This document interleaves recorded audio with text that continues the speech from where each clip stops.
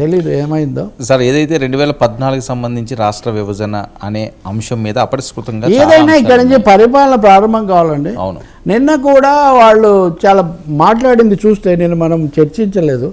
వీళ్ళ నాయకులుగా ఎన్నుకున్నప్పుడు పవన్ కళ్యాణ్ మాట్లాడింది ఎక్కువ మందికి నచ్చింది.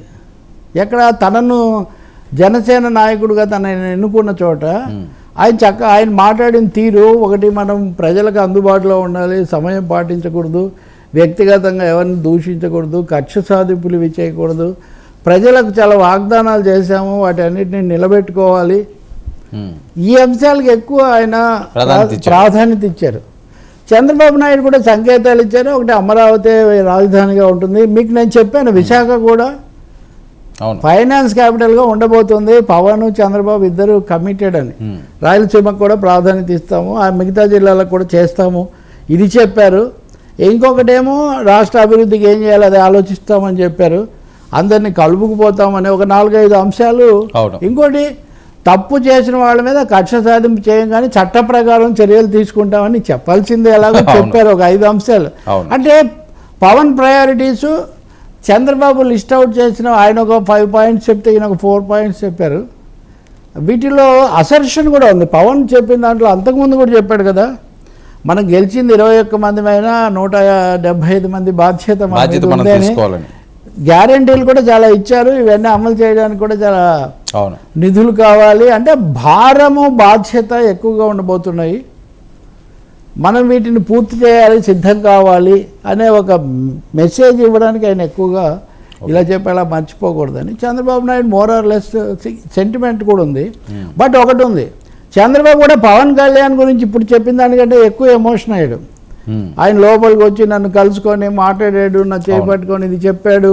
అంటే సంభవం నిన్న జరిగిన దాంతో Pawan Kalyan established as the man of the election, man of the match లాగా man of the election, leader of the election ఎవరిని పెట్టాలంటే 2024 ఎన్నికల ఫలితం అనేది పవన్కి అంకితం అన్నటువంటి ఒక వాతావరణం అయితే ఇక్కడ ఇంకా అది ఎస్టాబ్లిష్ అయిపోయింది. ఇంకా తర్వాత ఆయన మళ్ళీ కథను ఎలా నడిపిస్తారు దర్శకుడు అనేది మనం చూడాల్సిందే. కానీ బట్ ఆ బాధ్యత కూడా అతను తీసుకున్నాడు. నాకు ఆశ్చర్యం కలిగింది, వైసీపీ వాళ్ళ పత్రికలు కూడా పవన్ బాధ్యతగా మాట్లాడాడు అని వాళ్ళందరూ కూడా చెప్తున్నారు.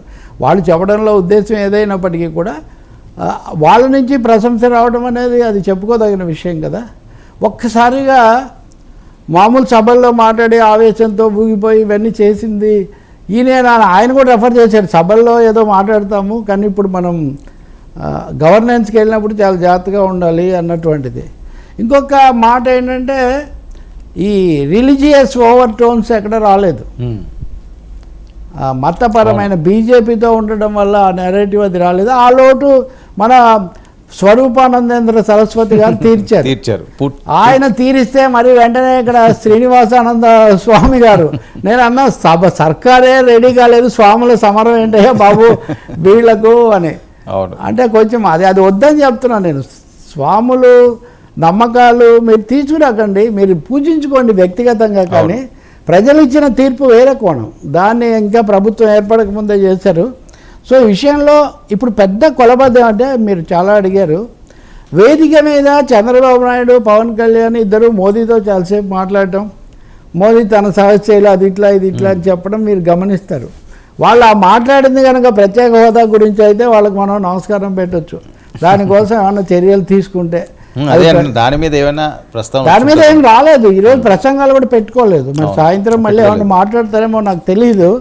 ప్రత్యేక హోదా కానీ, పోలవరం కానీ, రాజధాని నిధులు కానీ ఇటువంటి వాటి కోసం ప్రారంభ సంకేతాలు వస్తే ప్రజలు ఎక్కువ సంతోషిస్తారు. ఈ ప్రభుత్వంతో పాటు ఈ ప్రభుత్వం యాక్షన్ మొదలుపెట్టే సమయానికి అది కూడా వస్తే చాలా బాగుంటుంది. అది జరగాలని మనం కోరుకోవాలి. ఇంకోటి, తమిళ సోదరులు కూడా చాలామంది కనపడ్డారు ఆ వేదిక మీద. మళ్ళీ పాత తమిళ సైన్ అమిత్ షా కొంచెం ఏదో ఇబ్బందిగా అది కూడా మాట్లాడారు. ఆమె తెలంగాణలో గవర్నర్గా ఉన్నప్పుడు అనుకుంటే అక్కడికి పోయి కూడా ఆమె ప్రశాంతంగా ఉండట్లేరు. పన్నీర్ సెల్వం కూడా ఉన్నారు ఆ వేదిక మీద. జయలలిత వీర విధేయుడైన పన్నీర్ సెల్వం. అంటే మీరు అక్కడ గుర్తించాల్సింది ఏంటంటే అది కేవలం తెలుగుదేశం జనసేన మంత్రివర్గం కాదు, దక్షిణ భారతంలో ఎన్డీఏ పాదు కొల్పడానికి జరుగుతున్న ఒక పెద్ద ప్రయత్నంలో భాగంగా ఆంధ్రప్రదేశ్లో జరుగుతుంది. ఇప్పుడు వాళ్ళకి వేరే ప్రభుత్వం కూడా లేదు కాబట్టి ఇక్కడ పెద్ద సవాలు ఇది. చాలా 14 ఏళ్ళ గతంలో 14 ఏళ్ళు పూర్తి చేసుకొని 15 ఏళ్ళు ప్రారంభిస్తున్న 45 ఏళ్ళ ముఖ్యమంత్రి గారి తాలూకు చంద్రబాబు ముద్రతో ఓకే ప్రభుత్వం నడవనిస్తుందా బీజేపీ కానీ అన్నదే ఇక్కడ పెద్ద ప్రశ్న. అది మనం రాబోయే రోజుల్లో చూడాలి. అలాంటి వీళ్ళ ఎందుకంటే నిన్న కొత్త న్యాయశాఖ మంత్రి మేఘవాల్, అర్జున్ సింగ్ మేఘవాల్, మాకు ఉమ్మడి సివిల్ కోడ్ మా జాబితాలో ఉంది, ఇది ఉందని ఒక పెద్ద లిస్టు ప్రకటించాడు. బీజేపీ అజెండా అంతా ప్రకటించాడు ఆయన. అవన్నీ లిస్టులో కనుక ఉంటే అవి రేపు క్వశ్చన్ మార్క్స్ అవుతాయి. సో స్టేట్కు సంబంధించి హోదా లాంటివి, జాతీయ స్థాయిలో వివాదాస్పద అంశాలు, వీటి మీద వీళ్ళు ఎలా స్పందిస్తారు, ఏం జరుగుతుందో we have to watch. Right, చూద్దాం సార్ ఏం జరుగుతుందో. అంతా మంచిగా జరగాలని కోరుకుందాం. Thank you so much Ravi గారు. ఇది